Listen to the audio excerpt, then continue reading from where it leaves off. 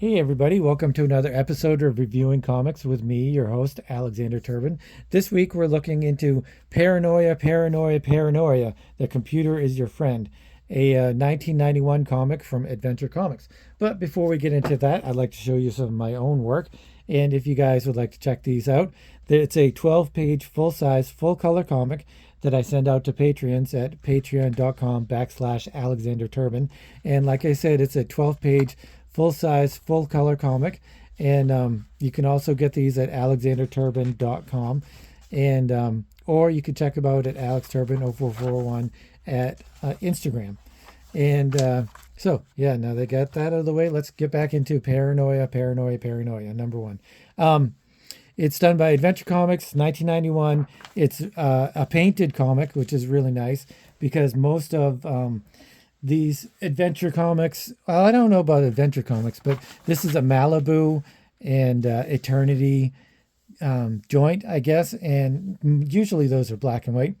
But before I get it, the writer is Paul O'Connor and the artist is Kipper, and I guess he doesn't have a last name or he doesn't have a first name, so it's just Kipper. But before I get into the art and the writing, let's check out the story. So basically, you have a patient here who's going into a therapist doctor's office and he's having bad dreams. And the doctor is very concerned about it, and they're talking about it, and he's like, it's almost more than memories. And so the patient is in a chair and it snaps shut using some sort of handcuffs and stuff. And the doctor is, like I said, he's very concerned, and they keep talking about the computer, and you soon learn that the world is controlled by a giant computer. And if you have any kind of doubts or hesitation about whether or not the computer should be in charge, or whether or not you're happy, or whether or not you're fulfilled with your role inside the world of the computer, then it considers you a traitor. So if you're a traitor, then you're going to have to be lobotomized. And so the therapist is going to lobotomize the patient. But before he can do that, he's shot in the head, and this other therapist comes in and says that the other one was a traitor himself, and that they're not going to do anything like that, and he's just concerned for what's going on. So they have a little talk again, and you find out that the new therapist is really going to do the exact same thing that the old therapist was going to do, which was lobotomize him. And so it's just kind of, he screams a little bit, and you find out that it was just a dream. But I'm not sure why he's dreaming. Oh, okay. I was thinking that this was a nightclub, but it's really where people are sleeping. They must have some kind of communal living where everybody sleeps together, I guess. And so this friend here is showing some kind of compassion as to what's King is upset about. And so they just keep discussing the computer, and somebody's always watching you, and it's really the world building of this whole universe. So and it keeps going on like that. And King, I guess that's King RTHR1, which I guess is colloquial for King Arthur, would be my best guess.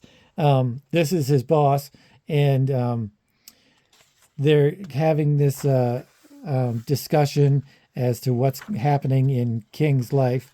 And so King gets told that the computer wants him to have some pills. But before this, the boss is like, you're messing everything up, I guess, basically, and I've had it up to here, so you're going to have to do what I'm telling you to do. And King has no idea what he's supposed to do. So it becomes a little bit confusing because King is very lost in what's going on in the world, as well as the reader.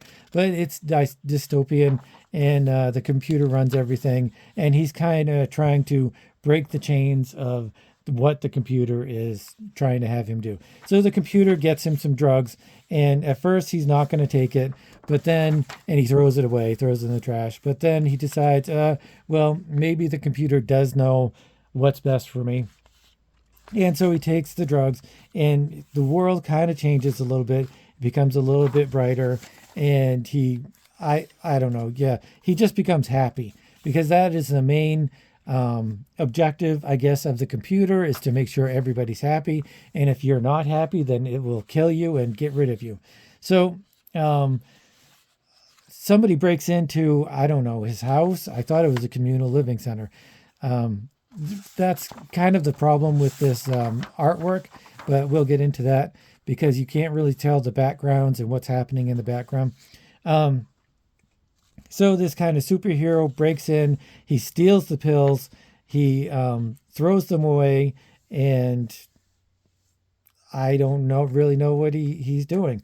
Um, Happy Jack, I guess, is the superhero's name, and but he's trying to help him and save him from the drugs, and I guess he does something to make it so that the drugs are not working, or maybe that they are working.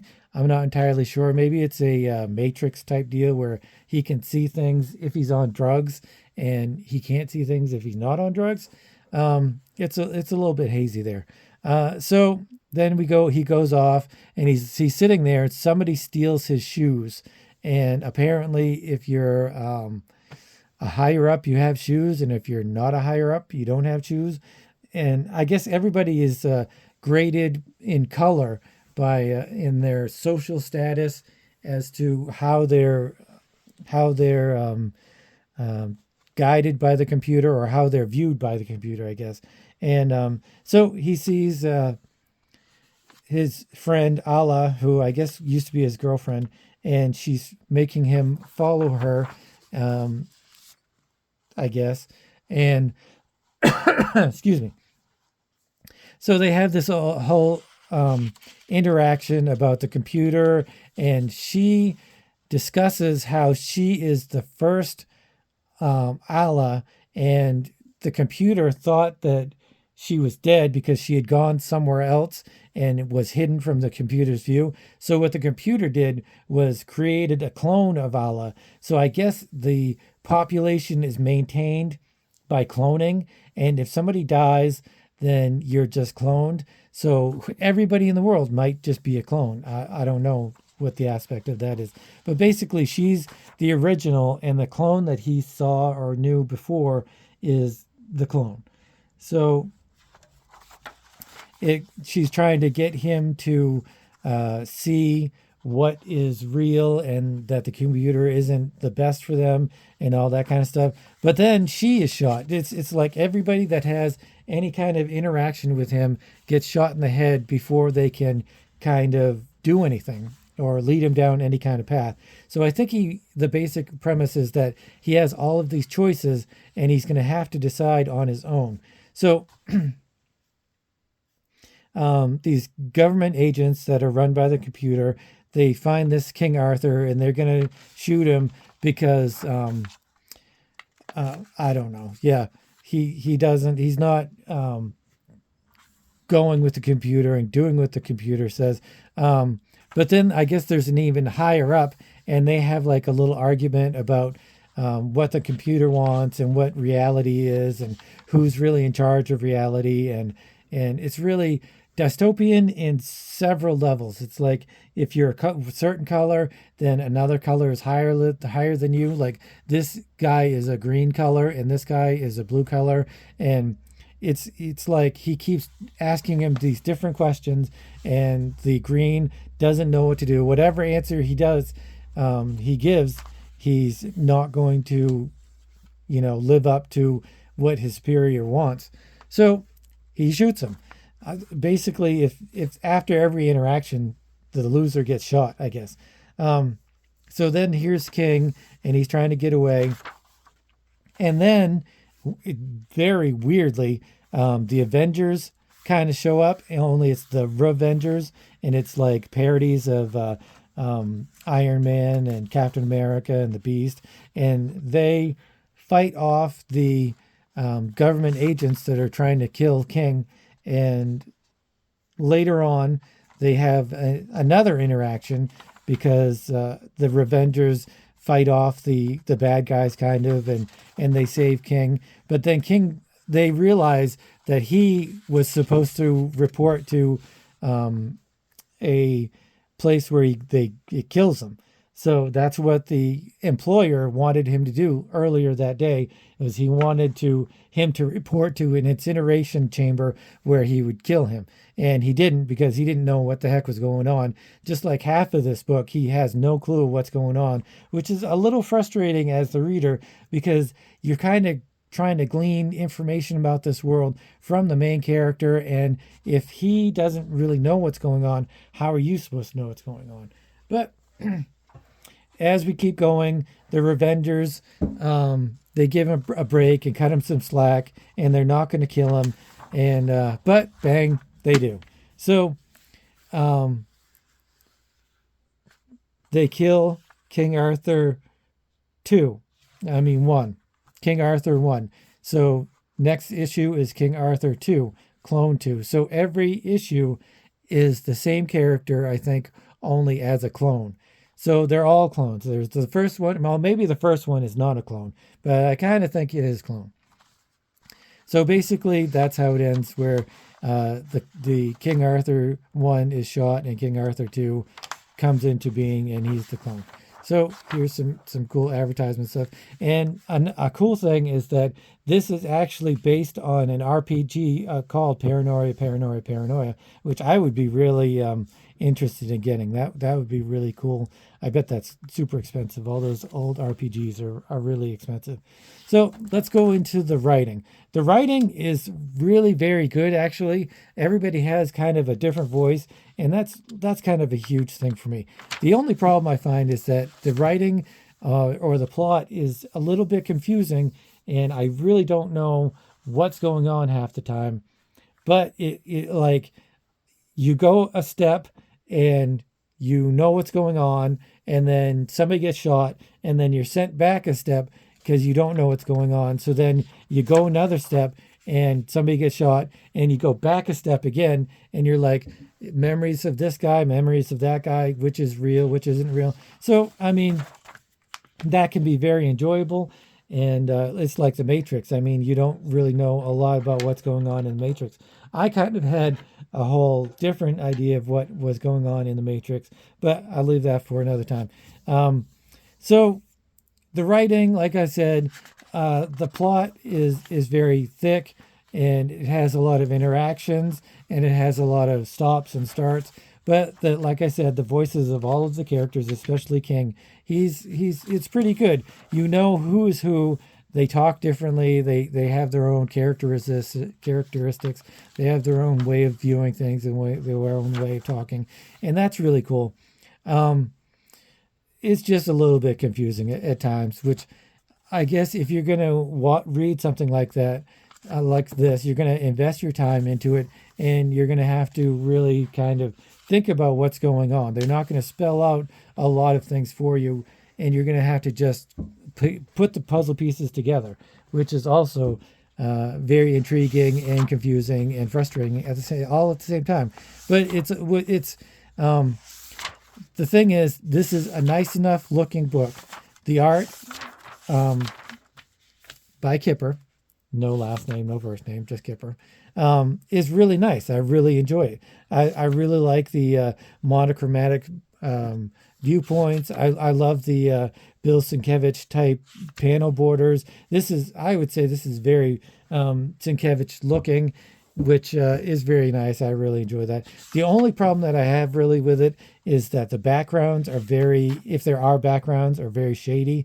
You don't really know exactly what's going on. Like I thought this was a nightclub when I first looked at it, but now that I see that it's kind of beds, I kind of understand that.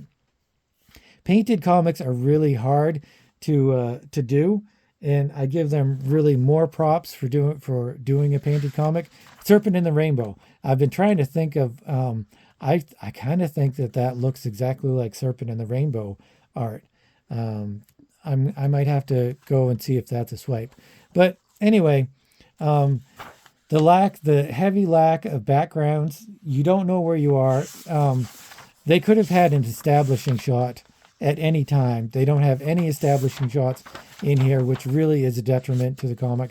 Oh, here's an establishing shot, but you have no idea. You have no point of reference to of where this is. I think this is in his drug-addled brain. I don't think that's a real establishing shot. So, which leads to the concept that reality is ever changing, ever evolving. I mean, they're all clones, and they all have their own different viewpoints, and they don't know what's going on in reality as well as this guy. So all that is part of it. And so that actually lends to the painterly, no backgrounds kind of quality of it.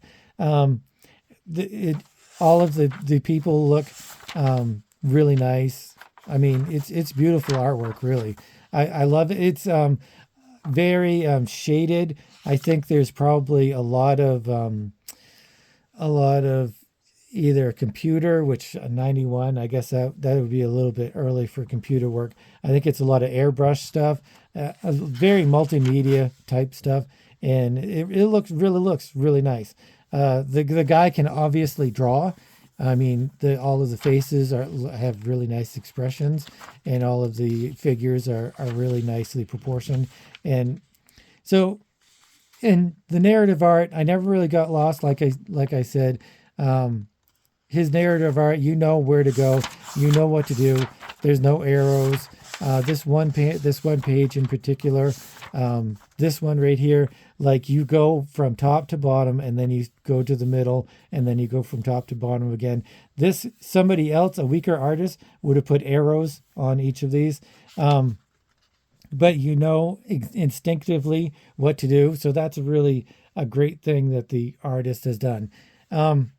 So yeah, I really love the art. It's really enjoyable. It's chaotic. It's messy, but it goes with the story.